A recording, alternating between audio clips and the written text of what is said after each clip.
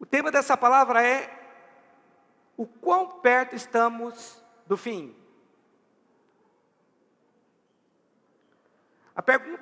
A resposta a essa pergunta é simples. A resposta é: essa é a única geração que cumpriu os requisitos para a volta de Jesus. Essa foi a geração que viu o renascimento de Israel. Para o cumprimento das profecias, a nação de Israel deveria florescer, deveria aparecer. Porque eu não sei se você sabe, desde o ano 70 depois de Cristo, até o ano de 1948, Israel tinha sido disperso, tinha sido afastado da sua terra. Não existia mais o país de Israel. Mas em 1948, Israel floresceu e renasceu. Essa é a geração que viu o nascimento de Israel. Essa é a geração que oferece a tecnologia para o controle em massa que vai acontecer no período da tribulação. Na verdade, o controle em massa já existe. E nós somos vítima deles o tempo todo.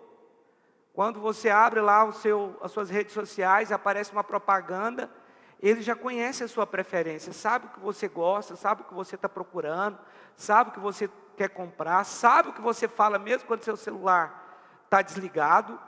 Nós já estamos sendo controlados, a verdade é essa. Porém, virá um controle religioso no período da tribulação, vai ser muito intenso.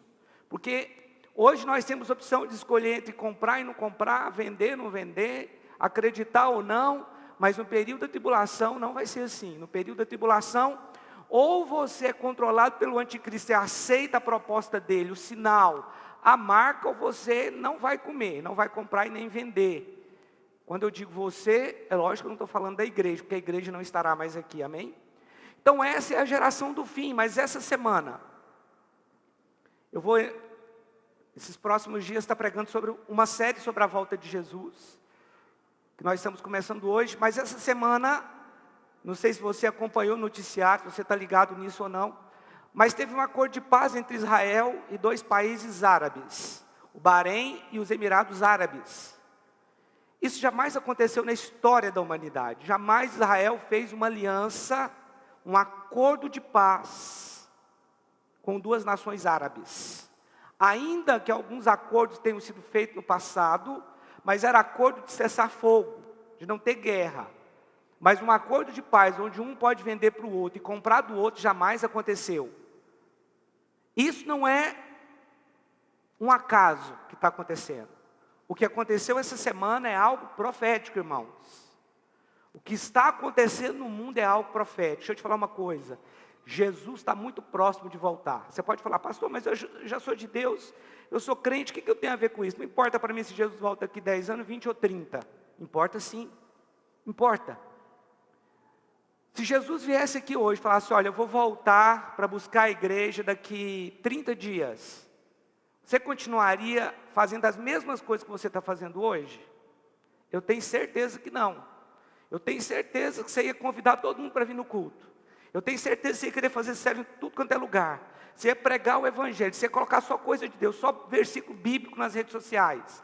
O nosso comportamento seria diferente, mas pode ser que ele volte antes de um mês.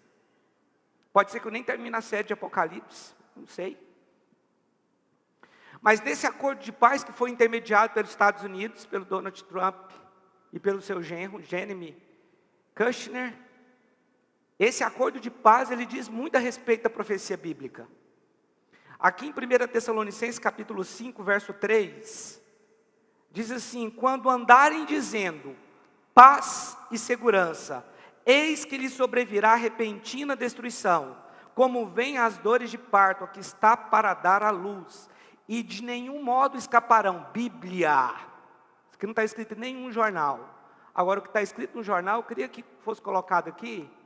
Nós vamos ver se parece com o que está escrito na Bíblia. Isso aqui que eu li é Bíblia. 1 Tessalonicenses 5,3. Deixa eu ler para você. Presidente Trump comenta sobre o acordo de paz entre Israel, Emirados Árabes e Bahrein. Eles estão escolhendo um futuro no qual árabes, israelenses, muçulmanos, judeus e cristãos possam viver juntos, orar juntos, sonhar juntos, em harmonia, comunidade e paz. Se eu não me engano, esse site é da CNN. Agora deixa eu ler para você. Quando andarem dizendo paz e segurança, eis que lhes sobrevirá repentina destruição. Hoje o discurso mundial é paz, segurança, harmonia, prosperidade. Essa é a proposta do anticristo.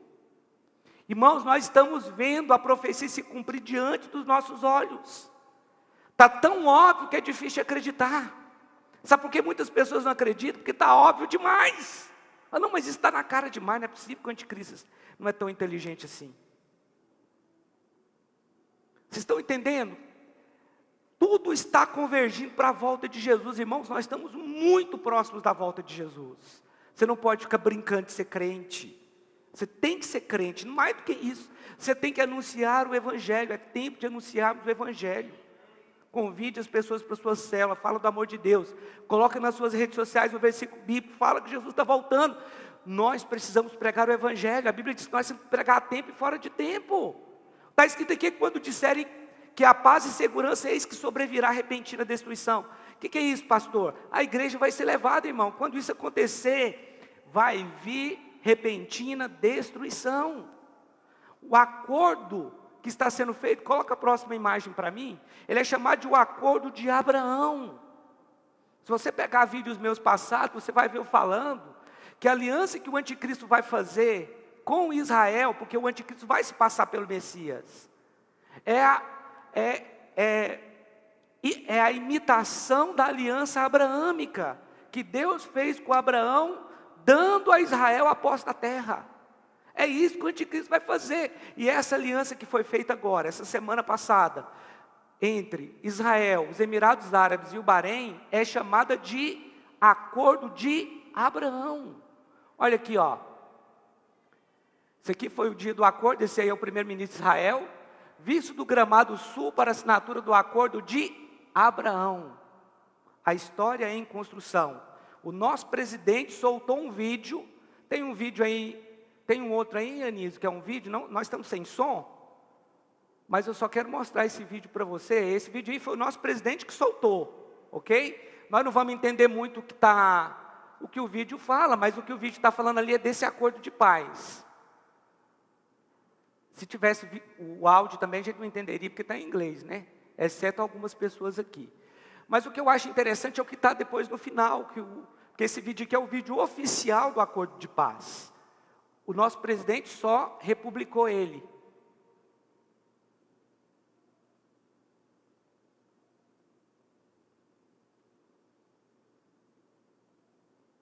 Aqui está falando dos países que querem entrar no acordo. Sudão, Marrocos, Jordânia, está falando isso aqui, ó. Israel não é o problema, Israel é a solução, é o que está escrito ali. Olha o que o nosso presidente escreveu: acreditamos na paz, ela existe. Preste atenção, o mundo está convergindo para a volta de Jesus. Não brinque. Isso aqui é um alerta para nós, meus irmãos. A Bíblia está se cumprindo diante dos nossos olhos. Um acordo de paz entre Israel e o mundo árabe está sendo construído. Outra coisa, a Poliana leu no site da Al Jazeera, que é o maior jornal árabe do mundo. Al Jazeera. Nós não estamos falando aqui de teoria da conspiração não, que eu detesto isso. O jornal Al Jazeera. O acordo de paz que foi feito essa semana passada com os países árabes quebra uma cláusula de um outro acordo que Israel fez com os próprios árabes, com a Jordânia especificamente. Porque lá onde é a mesquita islâmica de Alá, a mesquita que está no monte do templo, onde antigamente ficava o templo de Israel, todo monte é considerado sagrado no acordo de paz que Israel fez na década de 60, no final da década de 60. Naquele acordo de paz, o monte do templo era considerado sagrado para os muçulmanos. Ou seja, um judeu pode subir ao monte do templo, mas um judeu não pode orar no monte do templo, porque ele é sagrado para os muçulmanos. Então, se o judeu sobe no monte do templo e oferece uma oração ali, pode ter uma guerra, ele pode ser morto ali. monte era considerado sagrado. Mas nesse acordo de paz que foi feito agora, preste atenção nisso, que é importante. Essa cláusula de que todo monte é sagrado foi quebrada. E agora, só é considerado sagrado a parte que está à mesquita do Domo da Rocha. A mesquita árabe. Só aquele pedaço que é considerado sagrado. Pastor, o que isso tem a ver? Isso tem muito a ver. Porque quando o anticristo se manifestar, o falso Messias, ele vai autorizar a reconstrução do templo de Israel. E a grande briga que existe entre Palestina e os israelenses é exatamente o monte do templo. Porque os árabes não abrem mão do monte do templo e os judeus também não. E os judeus querem reconstruir o templo. A Bíblia fala que o anticristo, no período da tribulação, ele vai entrar no templo, na metade da tribulação ele entra no templo, senta na cadeira e pede adoração. Naquele momento os olhos dos judeus serão abertos. Eles vão perceber que o anticristo não é o Messias. Então o templo tem que ser reconstruído. Os irmãos estão entendendo? Para isso acontecer, essa cláusula precisava ser quebrada. Então o monte do templo, parte do monte do templo hoje, não é mais considerada sagrada. O que permite a reconstrução do terceiro templo. Israel vai reconstruir o terceiro templo. Tudo está pronto para isso acontecer. Nós estivemos em Israel, estivemos dentro do instituto do templo. Tudo que eles precisam para reconstruir, dinheiro eles já têm os sacerdotes, eles têm a novilha vermelha que é para sacrificar, eles têm os utensílios do templo, nós entramos lá dentro, irmãos, nós andamos lá dentro.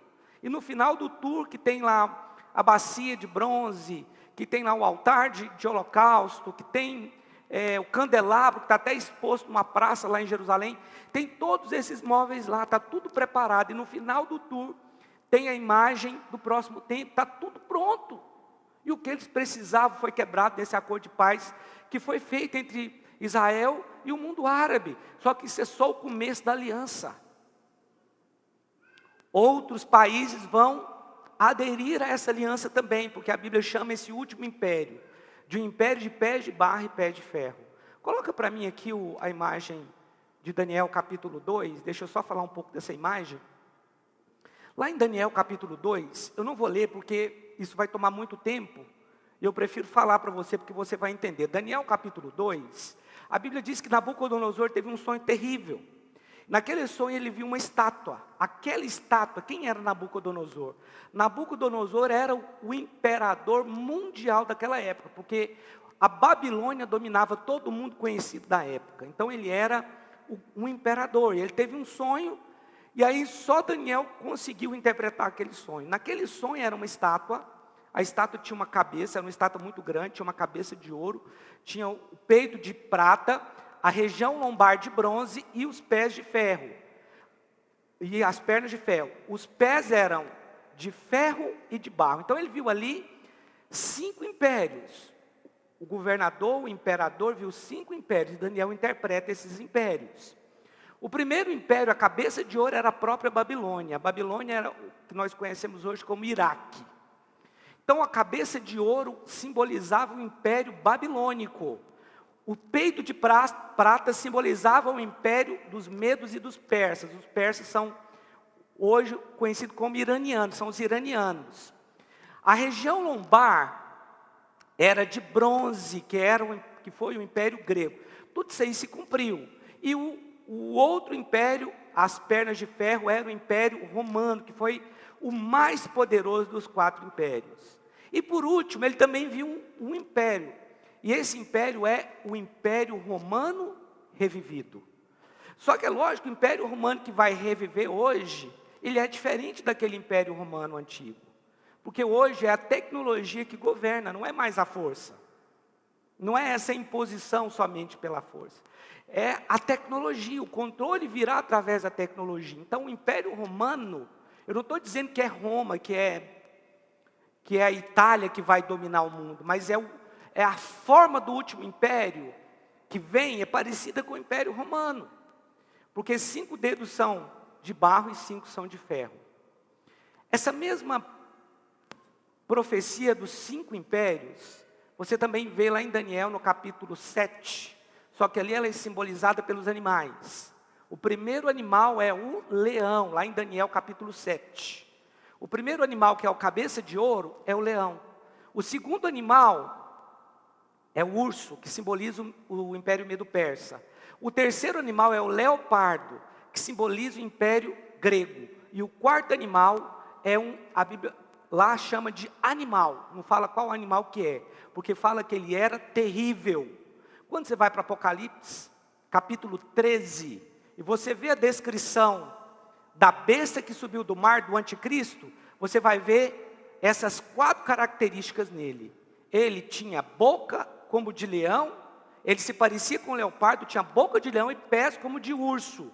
E ele é o animal que fala lá em Daniel capítulo 7. Eu sei que vai ser difícil para você entender isso, Daniel capítulo 7, capítulo 2, Apocalipse capítulo 13, tudo, mas a palavra está gravada, depois você vai poder pegar.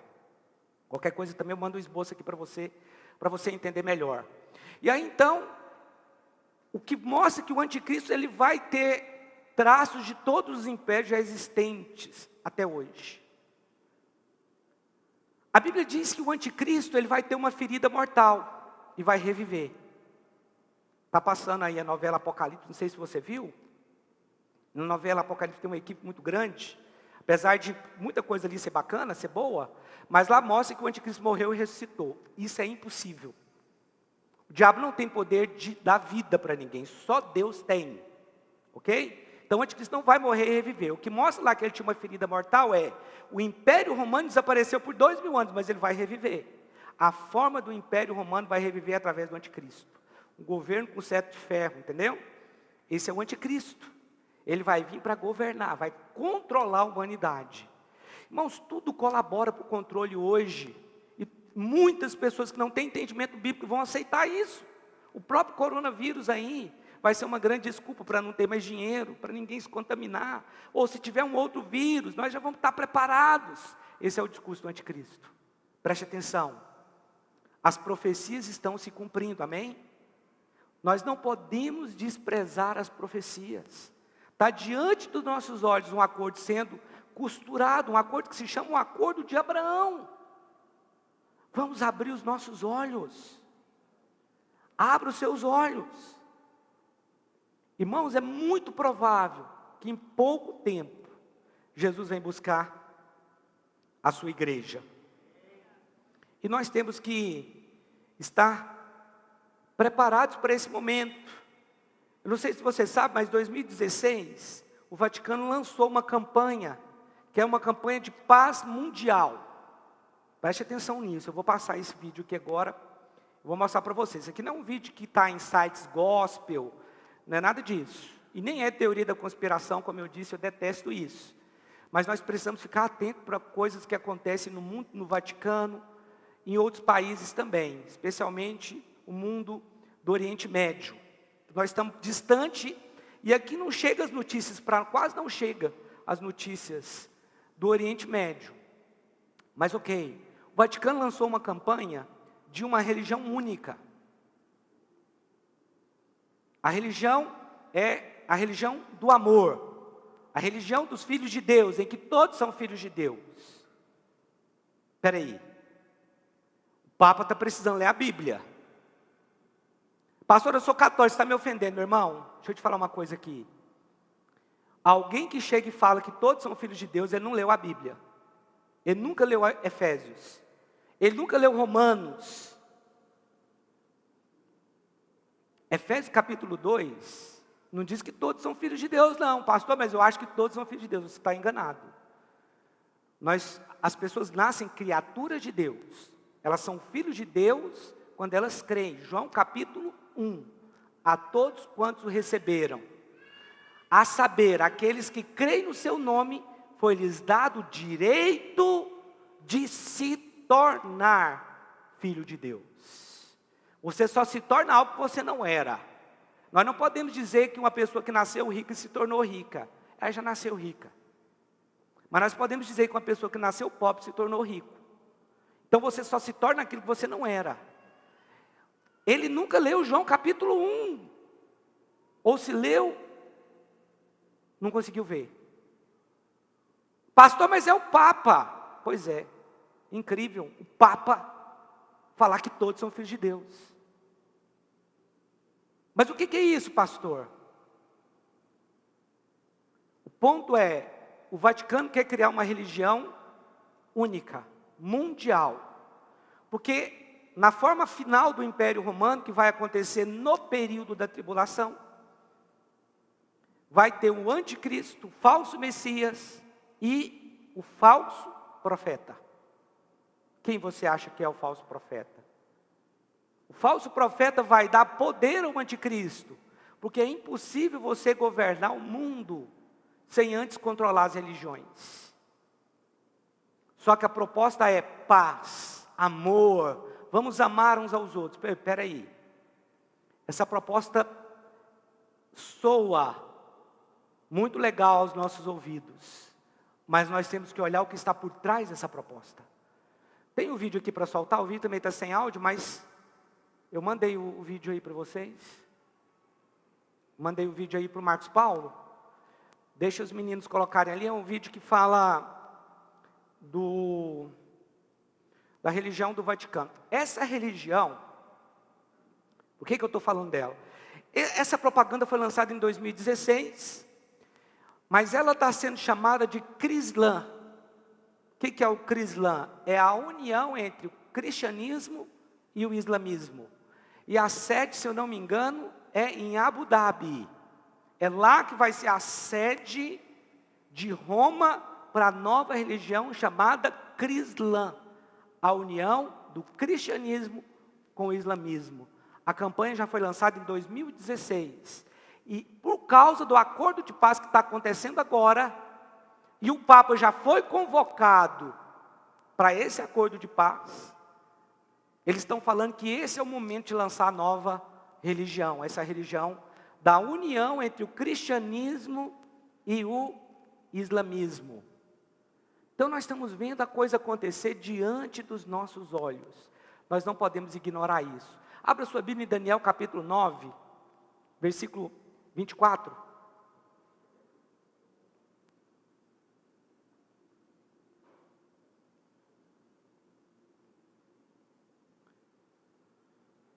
Daniel capítulo 9, versículo 24.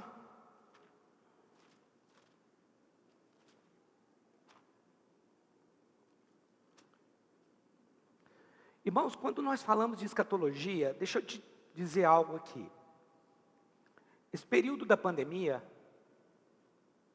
eu fiquei durante muitas horas estudando escatologia, alguns pontos que são de difícil interpretação. Eu fiquei muito tempo, eu vinha para cá, eu ficava mais ou menos 3 horas estudando só a matéria de escatologia, só sobre a volta de Jesus. E nesse período Deus me mostrou muita coisa, também ouvindo outros comentaristas, foi muito importante esse tempo. E uma coisa que nós precisamos entender quando nós falamos de Apocalipse, quando nós falamos da volta de Jesus, quando nós falamos da escatologia, é que existe um plano de Deus para Israel, e existe um outro plano de Deus para a igreja. E nós precisamos distinguir o que é para Israel e o que é para a igreja, ok? Então existe um plano de Deus que é para nós. Existe um outro plano que é para Israel. Só que Deus nunca trabalha com Israel e a igreja ao mesmo tempo. Porque um é a autoridade. No passado, na dispensação da lei, Deus trabalhou através dos judeus. A salvação vem dos judeus. Jesus falou isso em João capítulo 4. Nós fomos muito abençoados pelos judeus, que praticamente a Bíblia inteira foi escrita por um judeu. A salvação veio de um judeu, que é Jesus. Os apóstolos eram judeus. Ok? Eles contribuíram para a nossa salvação sem dúvida nenhuma. Mas um judeu sem Jesus hoje está condenado. Ele não é salvo, ele vai para o inferno. Não há a menor possibilidade de um judeu sem Jesus ser salvo hoje. Ok? Hoje o período é da igreja. Deus trabalha através de você. Nós é que temos hoje a responsabilidade de pregar o Evangelho, de reconciliar o mundo perdido com Deus Santo. A responsabilidade não é mais do judeu, a responsabilidade é nossa. Deus trabalhou no passado com os judeus. A janela dos judeus fecharam. Abriu-se a janela para a igreja, que é que nós estamos, chamada dispensação da graça. A dispensação anterior a essa era chamada dispensação da lei, que foi o período que Deus trabalhou com os judeus. Então Deus está trabalhando através de nós. A janela da graça também está se fechando. O plano de Deus para a igreja está se fechando. E quando isso acontecer novamente, Deus começa a trabalhar através dos judeus. No período da tribulação, Deus não vai trabalhar através da igreja mais, porque essa porta já fechou, a igreja subiu, e aí então Deus volta a trabalhar através dos judeus, volta a salvar pessoas através dos judeus. Então Daniel capítulo 9, versículo 24, acompanhem comigo, diz assim: 70 semanas estão determinadas sobre o teu povo e sobre a tua santa cidade, para fazer cessar a transgressão e dar fim aos pecados, para expiar a iniquidade e trazer a justiça eterna, para selar a visão e a profecia, e para ungir os santos, o santo dos santos. Então a profecia aqui é o seguinte: sempre que eu falo dessa profecia, eu sei que é difícil das pessoas entenderem, que eu tenho que falar de números. Mas a profecia aqui é a profecia que foi dada para Daniel. Esse aqui é o anjo falando com Daniel. Daniel, 70 semanas estão determinadas sobre o teu povo. Quem era o povo de Daniel? A igreja? Quem era? Então as 70 semanas de Daniel não é para a igreja, não tem nada a ver conosco. Ok? Então o plano de Deus está revelando como é que como é que vai acabar toda essa situação. E Deus então dá uma profecia para Daniel. Vou te mostrar o que vai acontecer. 70 semanas estão determinadas sobre o teu povo. Essas semanas são semanas de anos, ok? E não semana de dias. Lá em Gênesis 29, não precisa de você abrir, quando Labão, que era o genro de Jacó, Jacó teve que trabalhar 7 anos para se casar com Raquel. Ele não teve salário, o salário dele era se casar com a filha de Labão. Ele trabalhou 7 anos. Só que aí no dia de tomar posse da bênção, o sogro dele enganou ele. Ao invés de dar a filha mais nova, que era quem ele amava, ele deu a filha mais velha, chamada Lia. E aí quando ele descobriu que era Lia, ele falou o seguinte: não foi, eu não trabalhei, não foi por essa, eu trabalhei foi por Raquel. Aí o Labão enganou ele e falou: não, mas aqui na nossa terra não é assim.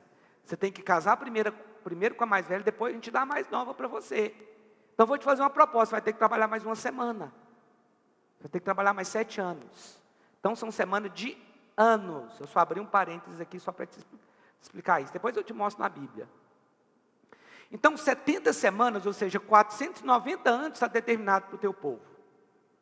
E aí ele começa então a explicar como é que vai ser essa semana, para fazer cessar a transgressão, dar fim aos pecados, ou seja, é quando vai entrar o milênio. Porque no milênio vai ser assim. Preste atenção. Versículo 25. Sabe e entende, desde a saída da ordem para restaurar e para edificar Jerusalém, até o ungido, o príncipe, 7 semanas e 62 semanas. Então preste atenção. 70 semanas estão determinadas para os judeus. E aí ele divide essas 70 semanas em 3 partes. 7 semanas, mais 62 semanas, até um ungido príncipe. Esse ungido aqui é Jesus. Versículo 25 aqui está falando de Jesus. Lá no versículo 26 vai falar de outro príncipe, que é o anticristo. Pastor, quando é que começou a contar as 70 semanas de Daniel? A palavra que foi dada para Daniel é: desde a saída da ordem para a reconstrução de Jerusalém. Então ela começa a contar no dia que foi dada a ordem para a reconstrução de Jerusalém. A reconstrução de Jerusalém aconteceu no ano de 445 a.C. Ok? Essa ordem foi dada por um rei chamado Ciro, um rei persa. Esse rei chamado Ciro, ele autorizou que os judeus voltassem para sua terra e reconstruíssem a cidade e o templo.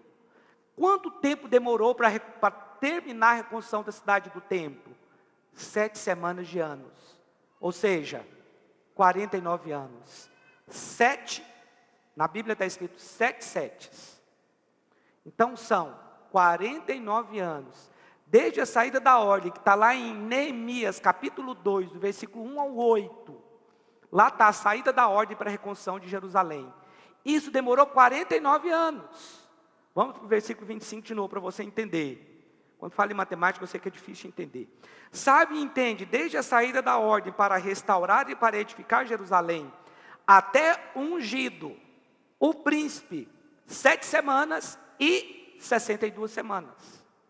Então, desde a saída da ordem até Jesus, 7 semanas e 62. Dá quanto? Soma aí para mim. 69 semanas. Mas por que dividiu aqui, nesse caso aqui, em duas partes? Porque 7 semanas, ou seja, 49 anos, foi o tempo que demorou para a reconstrução da cidade de Jerusalém. Quando nós estivemos em Jerusalém, até hoje, tem um lugar que tem a parte do muro de Neemias, que ele construiu aqui dentro dessa profecia. Tem uma parte do muro, uma parte bem pequena, lá na cidade de Davi, mas tem uma parte do muro reconstruído por Neemias, na época de Neemias.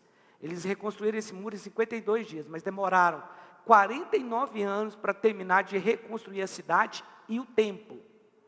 Então, do término da reconstrução da cidade até o ungido, mais 62 semanas, que dá o total de 69 semanas. Ok? Vamos ler aqui. Deixa eu ler de novo o 25. Sabe e entende, desde a saída da ordem para restaurar e para edificar Jerusalém, até o ungido, o príncipe, 7 semanas e 62 semanas. As praças e os muros se reedificarão, mas em tempos angustiosos. Depois das 62 semanas, será cortado o ungido, e não será mais. Então aqui está falando que quando acabar 62 semanas, quando é que começou a ser contada então essas 62 semanas? Quando acabou a reconstrução de Jerusalém. Contou-se mais 62 semanas até Jesus, ok? Olha só, depois das 62 semanas será cortado o ungido e não será mais. E o povo do príncipe que há de vir, quem é esse povo aqui? Império Romano. O príncipe que há de vir é o anticristo. Então ele vai surgir do Império Romano, olha só. E o povo de um príncipe que há de vir, destruirá a cidade e o santuário. Isso aqui já se cumpriu.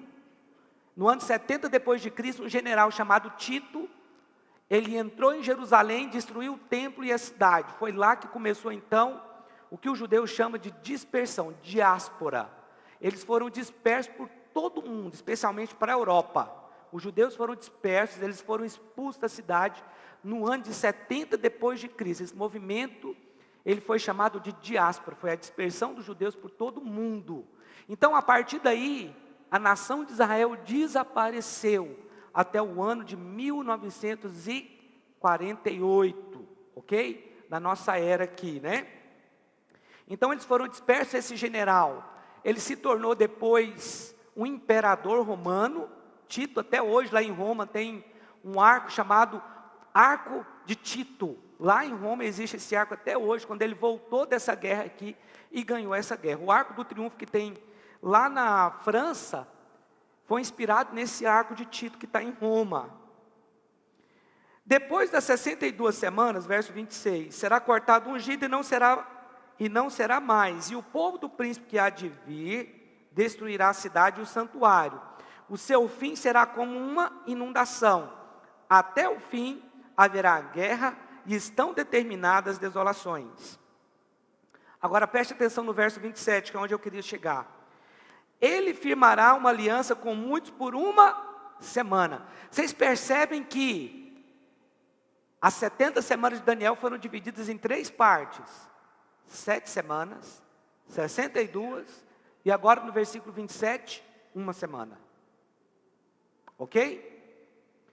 As 69 semanas anteriores, irmãos, já se cumpriram literalmente. Ela se cumpriu no dia em que Jesus entrou em Jerusalém. Isso aconteceu no que nós conhecemos hoje como Domingo de Ramos. E ali eles começaram a gritar, Hosana, Hosana, Hosana, bendito que vem no nome do Senhor. Nesse dia se cumpriu a 69ª semana. Mas ainda ficou uma semana perdida no tempo. que está aqui em Daniel capítulo 9, verso 27. Ele firmará uma aliança com muitos por uma semana. Ele quem? O príncipe que há de vir. Isto é, o anticristo. Ele firmará uma aliança com muitos por uma semana, ou seja, por 7 anos, né? Mas na metade da semana fará cessar o sacrifício e a oferta de cereais. O que o anticristo vai fazer? Ele vai firmar uma aliança entre Israel e o mundo árabe. E vai dar a Israel a posse da terra e dizer: pode reconstruir o templo de vocês. Então ele vai firmar uma aliança por 7 anos com Israel. A aliança que nós estamos vendo acontecer agora é o começo do que vai acontecer. Ela ainda não é essa aliança de 9:27 aqui. Mas a aliança de Daniel 9:27 já está sendo costurada. Ele firmará uma aliança com muitos por uma semana, mas na metade da semana fará cessar o sacrifício e a oferta de cereais. E sobre as asas da abominação virá o assolador, até a destruição determinada, a qual será derramada sobre ele, sobre o assolador. Então aqui está dizendo que ele vai firmar uma aliança entre Israel e o mundo árabe, já começou a acontecer. Mas essa aliança que está falando aqui, vai incluir a Palestina, que é o país hoje que vive dentro de Israel. A grande briga que tem entre Israel e o mundo árabe é a Palestina que está ali, porque a Palestina fala que estavam lá antes de Israel, mas Israel fala que estava antes da Palestina na época de Abraão. Israel fala que dono da terra, porque essa terra foi dada a Abraão. Mas os palestinos falam que quando Israel voltou em 1948, eles já estavam lá, então tem essa guerra. Ninguém cede. Mas o anticristo ele vem, faz um acordo de paz, vai ficar bom para os palestinos e vai ficar bom para os judeus. Por que vai ficar bom para os palestinos? Porque muito dinheiro vai ser oferecido para os palestinos, em troca de paz e segurança. Nós estamos vendo isso acontecer diante dos nossos olhos aqui, irmãos. Diante dos nossos olhos. Preste atenção. Isso aqui é importante você entender. 69 semanas da profecia de Daniel se cumpriram quando Jesus entrou em Jerusalém, com a morte do ungido, que aconteceu 5 dias depois que ele entrou em Jerusalém. Literalmente 69 semanas se cumpriram, mas uma semana ficou perdida no espaço e no tempo. Na verdade ela não ficou perdida. Ela vai acontecer. Só que antes de Deus concluir o plano dele para Israel, ele abre uma janela. Ele também quer concluir um plano para os gentios, porque até então os gentios não podiam ser salvos. Eu e você não podíamos ser salvos, porque não tínhamos sido alcançados. E Deus então, antes de concluir, fazer cessar o pecado, a transgressão, implantar a paz lá no milênio, Ele abre uma porta de salvação para nós, para a igreja. Romanos capítulo 11, abre Romanos capítulo 11. Romanos capítulo 11, ele é um texto longo, mas vai ser importante eu ler esse texto aqui para você entender em que momento da janela da profecia nós estamos. Porque o mais difícil da escatologia é saber em que momento da profecia nós estamos, na linha do tempo. Romanos capítulo 12,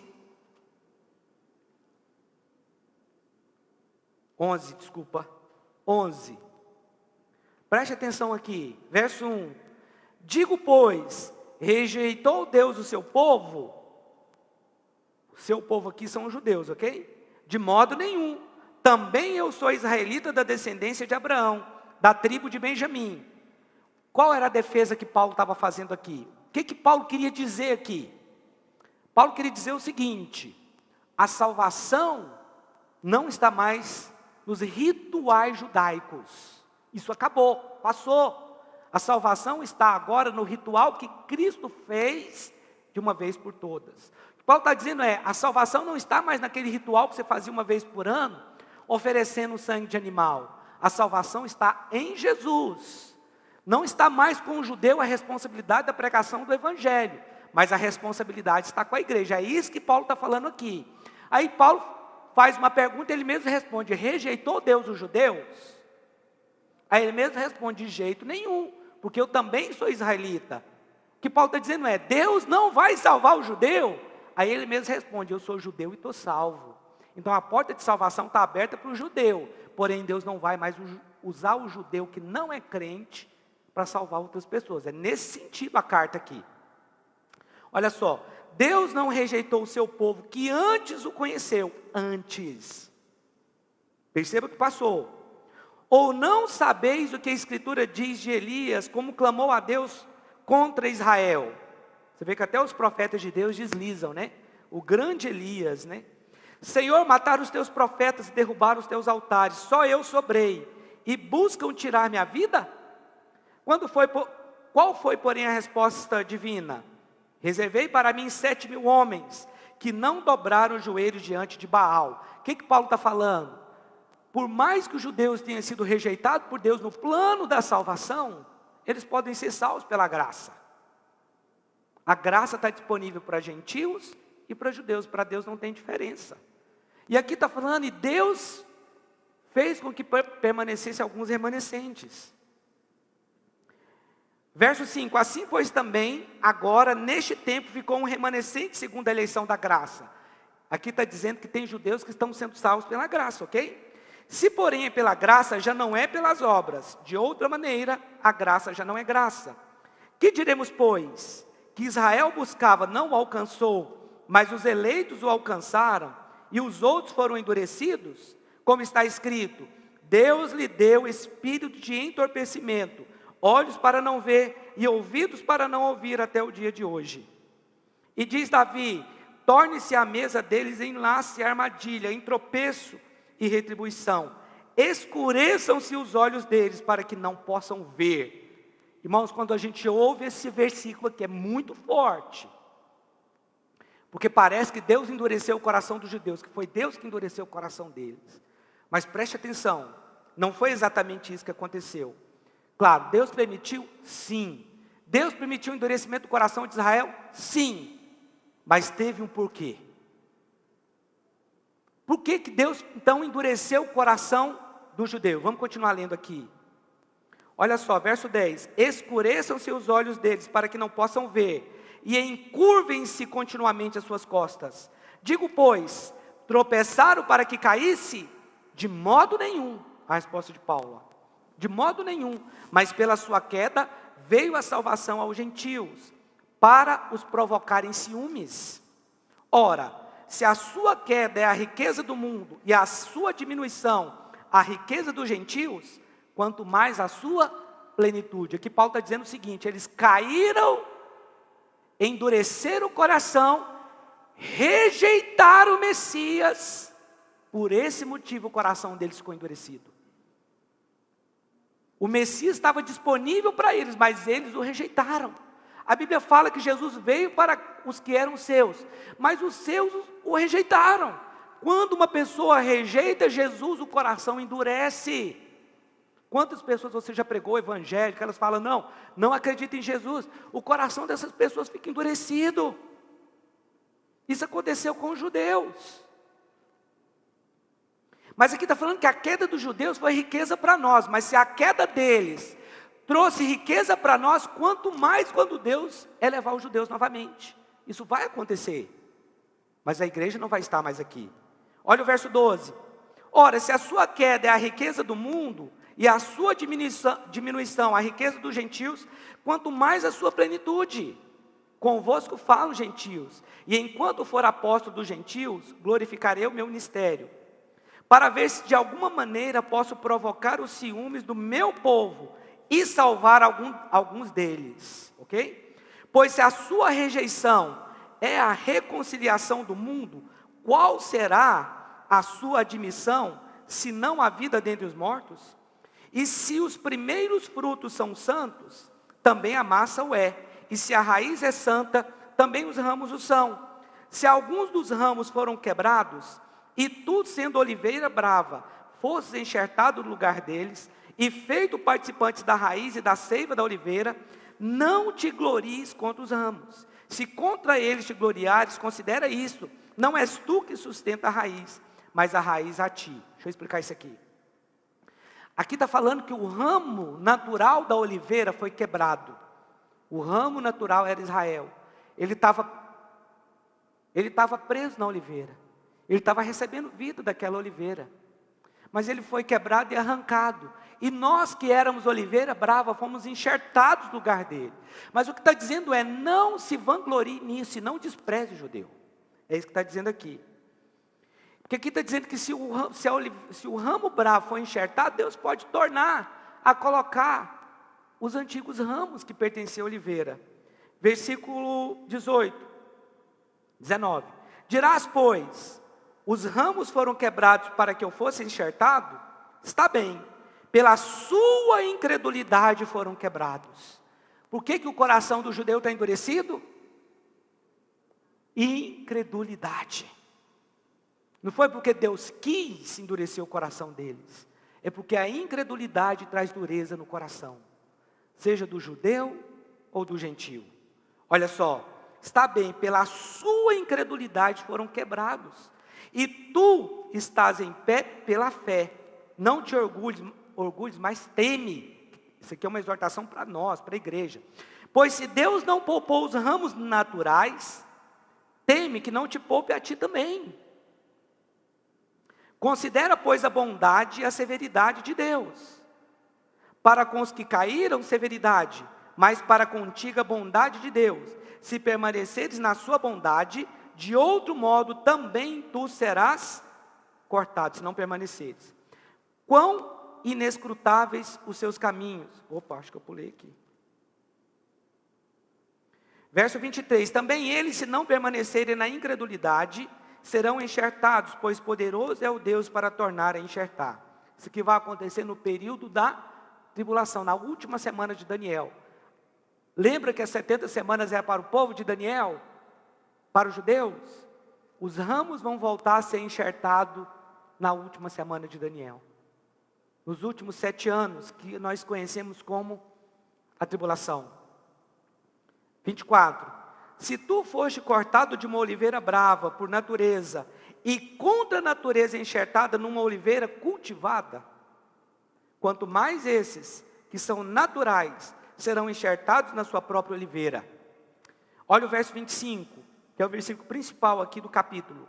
Não quero, irmãos, que ignoreis este segredo, para que não se tornem presunçosos, que o endurecimento venha em parte a Israel, até que a plenitude do gentio tenha chegado. Esse é o versículo chave do texto. Aqui está dizendo o seguinte: nós, a oliveira brava, fomos enxertadas na oliveira verdadeira que é Jesus. Ok? Mas aqui está falando que nós vamos estar ali, que Deus vai trabalhar através de mim, de você, através da igreja, ok? Mas vai chegar um momento que a oliveira que foi arrancada, os ramos da oliveira que foi arrancada, que são os judeus, vão ser enxertados novamente na oliveira que é Cristo. Só que aqui, o que está escrito aqui? Não quero, irmãos, que ignoreis esse segredo, que não se torne presunçosos, que o endurecimento venha em parte a Israel, até que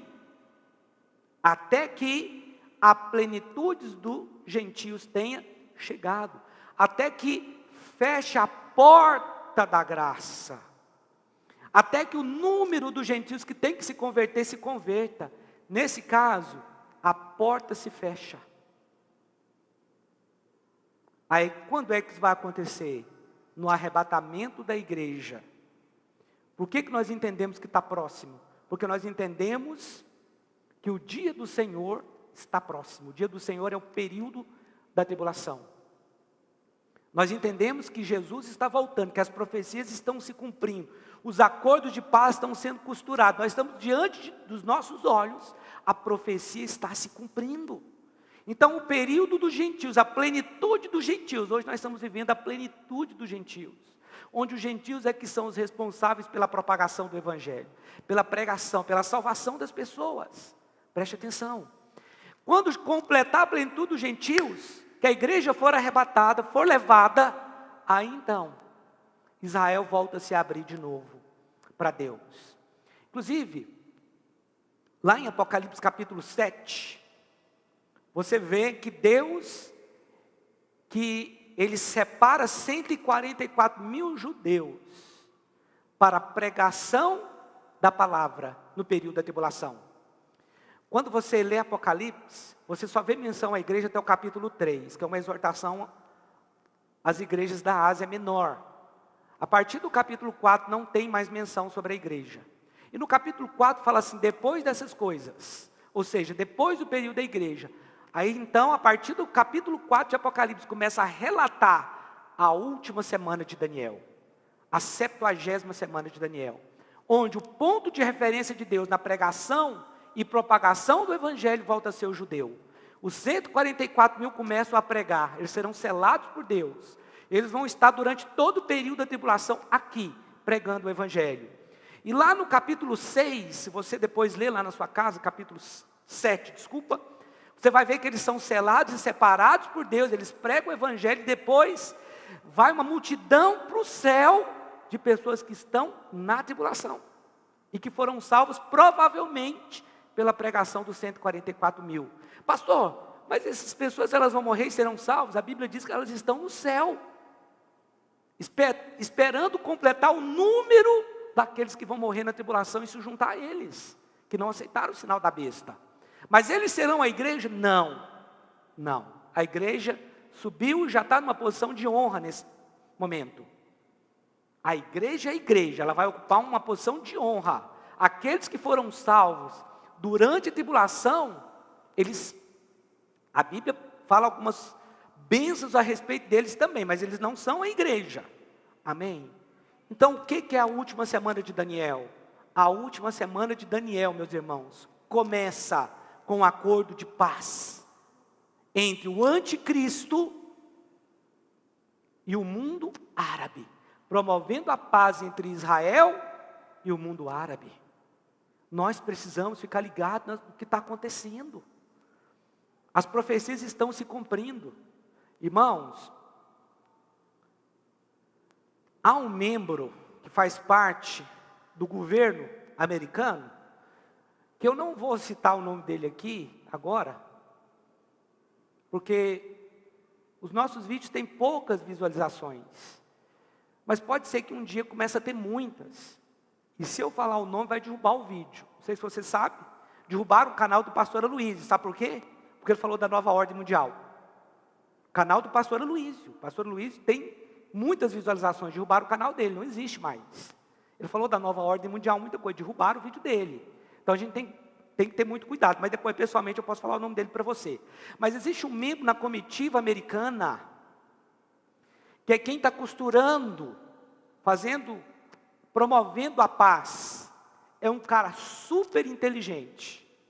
A empresa dele é a empresa que tem a tecnologia do chip que vai ser implantado na mão. Isso aqui é fato que eu estou falando para você. O prédio onde a